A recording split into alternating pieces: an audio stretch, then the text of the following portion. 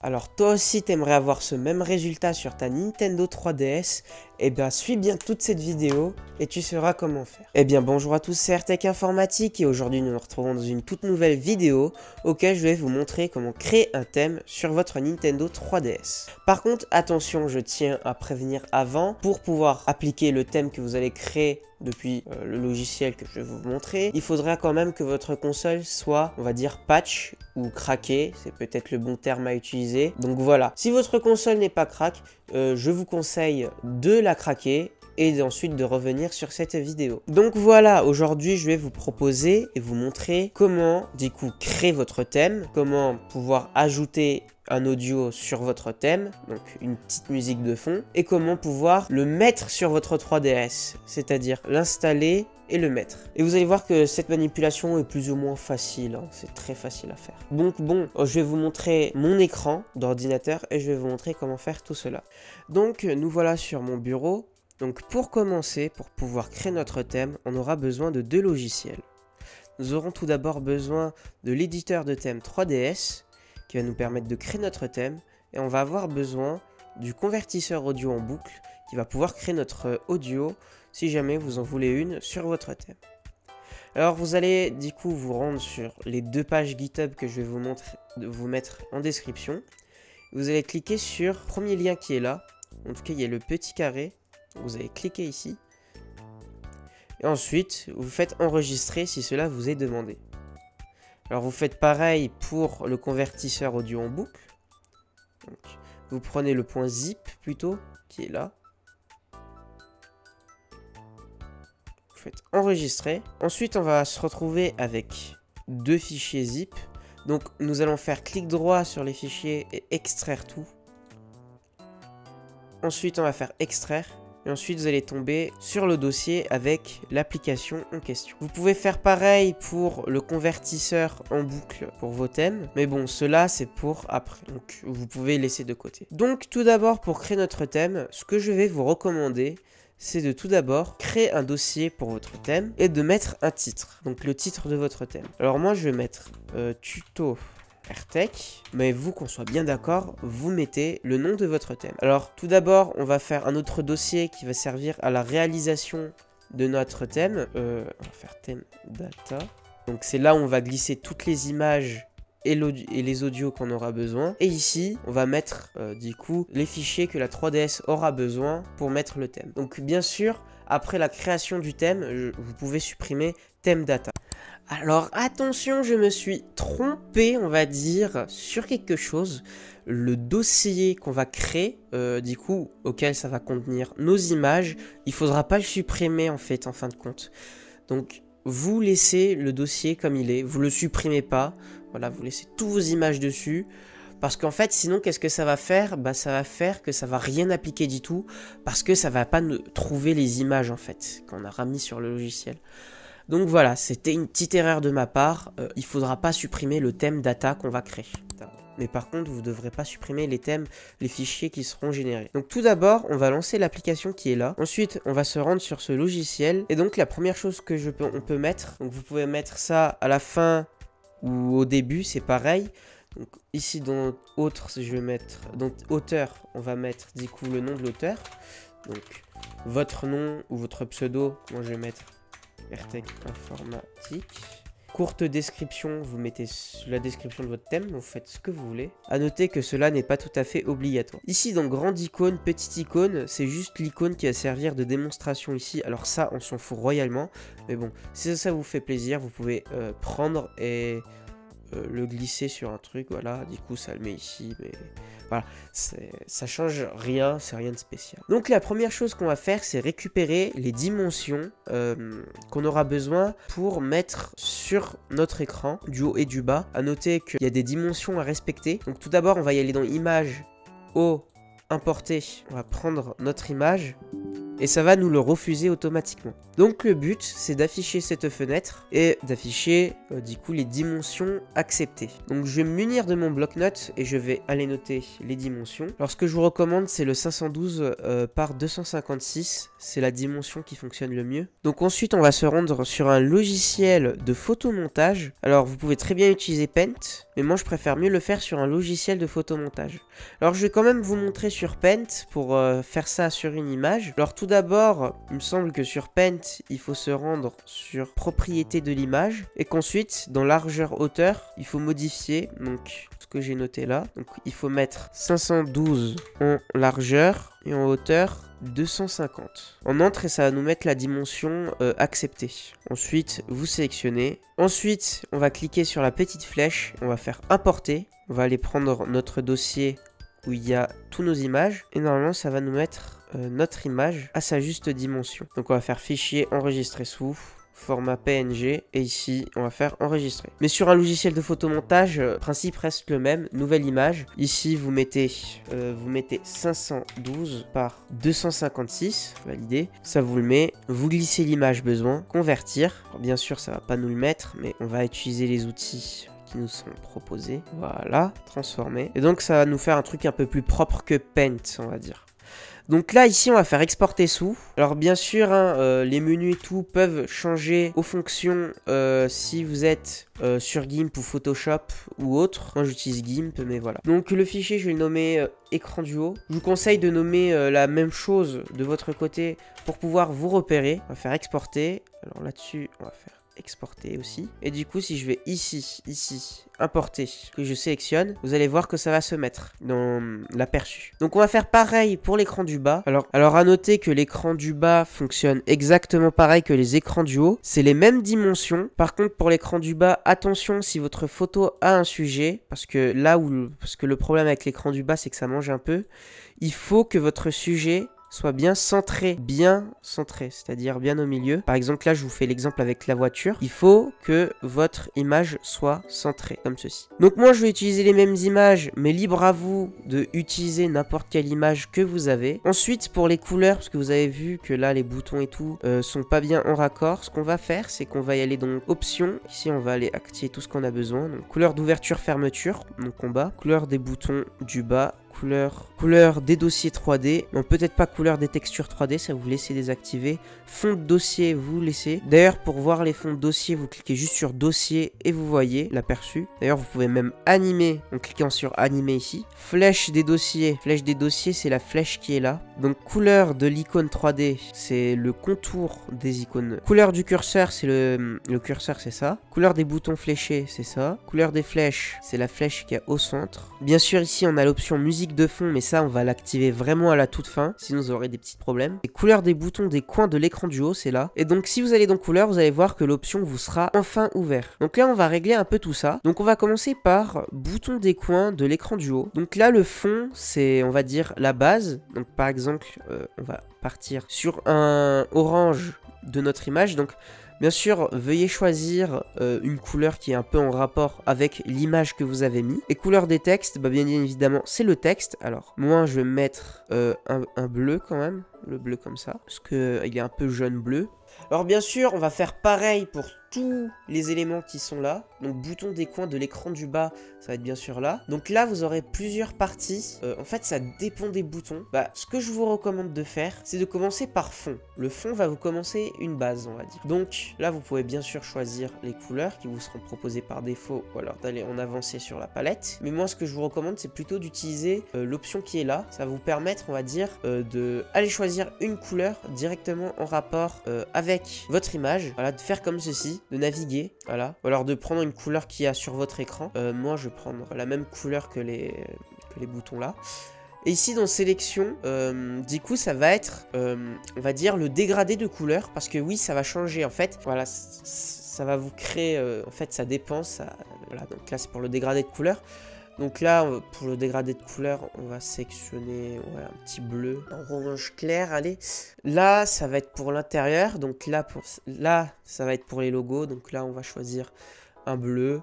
et ainsi de suite. Là, c'est la partie supérieure. Vous faites ça, ainsi de suite et ainsi de suite, voilà. Après, voilà, il faut avoir un peu de patience si vous voulez vous retrouver avec un bon truc, voilà. Le temps de faire tous les réglages, mais voilà. Bon, je crois que vous avez un petit peu compris le principe des trucs, voilà, je vais essayer de vous expliquer un peu le truc. Là, c'est pour les boutons de lancement. Alors, pour les boutons de lancement, voilà, vous avez pareil, fond pressé, fond relâché. Et ça va être pareil pour tous les boutons. Parce que vous savez, il y a l'animation des boutons, parce que quand vous appuyez sur les boutons, ça change. Voilà, vous pouvez voir ici que si je fais presse à l'aide du bouton qui est ici, vous allez voir, vous allez voir la couleur quand vous allez presser les boutons. C'est quand vous allez appuyer sur le bouton en fait. Donc je vous recommande tout le temps de partir sur fond relâché parce que vous allez être par défaut sur fond relâché. Éclat, ça va être le haut. Éclat de texte, ça va être, du coup vous en doutez bien, on va dire, c'est les éclats qu'il va y avoir sur le texte du coup. Donc là on va partir bleu comme ceci, voilà. Voilà. Et ensuite, on va passer au pressé. Donc, on va cliquer sur presse. Et donc là, on va sélectionner notre couleur. Donc là, on presse. On va prendre un truc bleu. Et pour le texte, partir sur le jaune. Voilà, ça donne ça. Le bouton fermé, c'est le bouton qui est là. Donc, si vous cliquez sur close, là, qui est déjà présélectionné, vous allez perdre le bouton. Alors, pour le bouton, ça va être exactement pareil. Alors, moi, je vais partir sur le bleu, bien évidemment. Donc là, vous avez déjà une base qui commence à se former, hein. Alors là, fond de dossier, donc là c'est très simple. Si vous voulez avoir le fond de dossier, vous cliquez sur dossier. Et donc là, à vous de sélectionner. Donc là, ça va être sélection, ça va être, on va dire, les petits carrés. Donc là, je vais mettre en blanc la base. Ici, on va mettre sur fond bleu.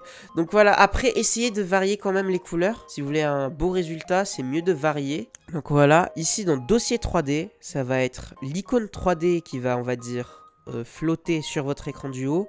Mais aussi le dossier qui va, l'icône du dossier sur l'écran du bas. Alors ici, vous sélectionnez une couleur. On va prendre orange, on va dire un peu comme ça. Flèche des dossiers. Donc ça, flèche du dossier, ça va être le coin là.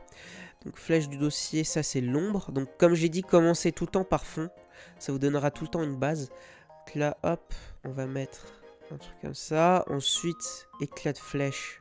On va laisser en blanc. Blanc, c'est bien. Et flèche relâchée, ça va être sur un bleu foncé. Voilà, ça donne à peu près ça.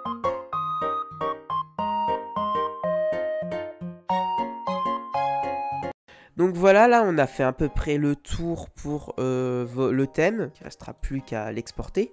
Mais avant, on va quand même gérer musique de fond. Donc du coup, ce qu'on va faire, c'est qu'on va du coup ouvrir le programme que je vous ai demandé de télécharger sur GitHub. Et le lancer. Et tomber sur une petite interface comme celle-ci. Donc ici, vous allez cliquer sur Add pour mettre votre musique, la musique qui est là. Et ici, il faudra régler une configuration. Donc ici, il faudra se mettre en BCTN, hop, comme ceci. Il faudra cocher la case ici, Export Loop Segment. Donc en fait, ça va rejouer en boucle. Donc loop qui veut dire en boucle, hein. Et ensuite, vous allez faire Start.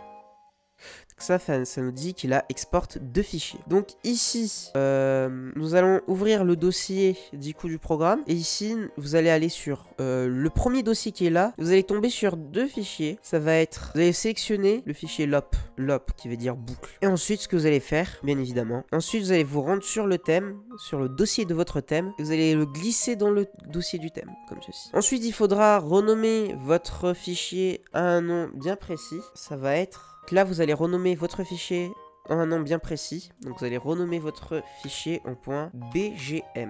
Le nommer comme ceci. Ensuite, ici, vous allez faire fichier, enregistrer, sous. Ici, vous allez vous rendre, du coup, ici, sur la racine de votre dossier thème. Vous allez faire enregistrer, sauvegarde du thème. Ici, vous allez faire musique de fond, vous allez activer. Ça va charger. Et si je clique dans jouer, vous allez entendre, du coup, la musique. Et stop pour couper la musique. Alors attention, c'est bien important parce qu'il y en a qui vont peut-être faire l'erreur. Il faut bien nommer votre fichier .bgm. Et surtout, n'activez pas cette option si vous n'avez pas mis de fichier .bgm sur votre thème. C'est très très important. Sinon, votre console va crash. Et donc, bon, ça va être un peu compliqué. Donc voilà, il faut bien suivre ces infos. Donc voilà, il faut bien faire attention à ça. Et sinon, normalement, tout devrait bien marcher correctement. Là, vous faites charger, jouer. Ici, vous pouvez régler le niveau du son. Donc moi, je vais laisser au son maximum, mais c'est à vous de voir. Et ensuite, vous faites enregistrer. Pause. Et ensuite, c'est fini. Là, vous n'aurez plus rien à faire. Vous pouvez fermer les deux logiciels. Bon, bref, ensuite qu'on a terminé de créer notre thème, on devrait se retrouver avec ça. Donc, avec les fichiers nécessaires à la 3DS pour lire le thème, plus l'audio et les images. Donc, ce qu'on va faire, c'est qu'on va du coup mettre ça sur la carte SD de la console. Donc, moi, je vais utiliser un logiciel de FTPD qui va me permettre de transférer via mon réseau. Mais vous n'aurez pas besoin de faire ça. Hein. Vous pourrez directement brancher la carte SD à votre PC. Donc, en fait, ce que vous allez faire, c'est que sur votre carte SD, vous allez aller sur le dossier thème. Donc, normalement, si vous avez craqué votre console, vous devez avoir le dossier thème. Donc, vous allez sur le dossier thème. Donc, si vous avez déjà installé des thèmes, vous tomberez du coup sur tous vos thèmes, ce qui est logique. Et en fait, ce qu'on va faire, c'est qu'on va venir prendre notre dossier, du coup, de notre thème qu'on a créé, vers le dossier thème de la carte SD. Donc, on va glisser ça. Donc, normalement, ça doit être peut-être presque instantané pour vous. Alors, moi, comme c'est du transfert via réseau, ça met un peu de temps. Mais voilà, en soi, c'est rapide. Donc, on va attendre que ça copie chaque fichier un par un sur la carte SD de la console. Ensuite, qu'on a transféré notre thème créé sur notre carte SD et qu'on l'a mis sur la console, ce que nous allons faire, c'est qu'on va se rendre du coup sur un embrou, c'est Anemone. Donc on devrait tous le connaître si on l'a craqué. Normalement, on devrait même nous le faire installer de base. Donc on va lancer Anemone et donc c'est là où on va trouver tous les thèmes. Donc ici, c'est le thème que je vous ai montré en intro, que j'avais créé par moi-même. Mais ce qu'on va venir chercher, c'est le thème qu'on a créé. Voilà, autre. Donc là, on peut voir tout ce qu'on a mis sur le logiciel, c'est-à-dire edit auteur, BRTech, autre. Donc là, tout dépend de ce que vous avez mis. Là, ça va être le logo, donc c'est ce que je vous avais montré tout à l'heure. Donc ce qu'on va faire, c'est qu'ici, pour appliquer notre thème, c'est qu'on va appuyer sur le bouton A plus la croix directionnelle haut. Si jamais vous n'avez pas mis de BGM, mettez No BGM, installe, pour être sûr de ne pas avoir de mauvaises surprises. Donc là, on va faire A, installe, on lâche, et c'est appliqué normalement. Donc ici, hop.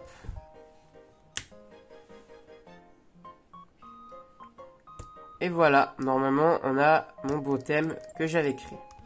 Alors là, il y a eu un seul problème, c'est le BGM qui se lit pas. Alors, je pense que c'est sûrement la durée. Alors, ça arrive que des fois, certaines musiques ne fonctionnent pas avec la console. Je ne sais pas pourquoi. C'est peut-être une histoire de durée. Je crois ce qui est recommandé, c'est 12 minutes en BGM. Mais voilà, ça marche quand même sans musique. Et puis bon, sans musique, ça rend bien aussi. Hein. Donc voilà, là, il n'y a pas de musique et c'est pas non plus la mort. Ça fait plus sobre, plus austère. Hein. Un petit peu plus ambiance Nintendo Switch d'ailleurs, je trouve. Voilà, sans musique. Voilà. On a juste le curseur et le bruit du curseur. Et des applications aussi. Ça, c'est un bon point. Mais voilà. Donc, à noter que si votre thème ne veut pas s'installer, c'est peut-être parce que c'est un problème de BGM. Donc là, si franchement, vous voulez vraiment essayer, faites A, installe No BGM. Voilà, réessayez de cette manière. Et peut-être que ça marchera.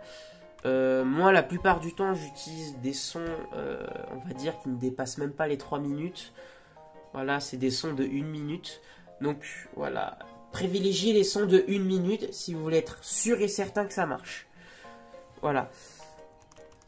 Donc, moi, j'aimerais revenir quand même à mon thème Audisport que j'avais créé par moi-même, auquel le BGM, lui, fonctionne.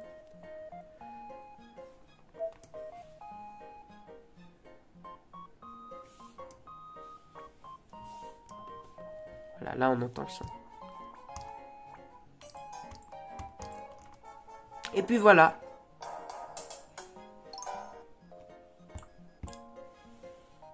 Donc voilà la fin de la vidéo. Si cette vidéo t'a plu, n'hésite pas à t'abonner à cette chaîne YouTube. Alors là, on essaye d'atteindre la barre des 1000 abonnés. Donc si tu souhaites m'aider dans ce projet, n'hésite pas. Je vais préparer une vidéo sur la reprogrammation des BIOS et sur les moyens de récupération de BIOS. Donc si jamais la vidéo t'intéresse, donc n'hésite pas à t'abonner pour pas la manquer. En tout cas, elle arrive. Donc voilà, c'était RTech Informatique. Salut!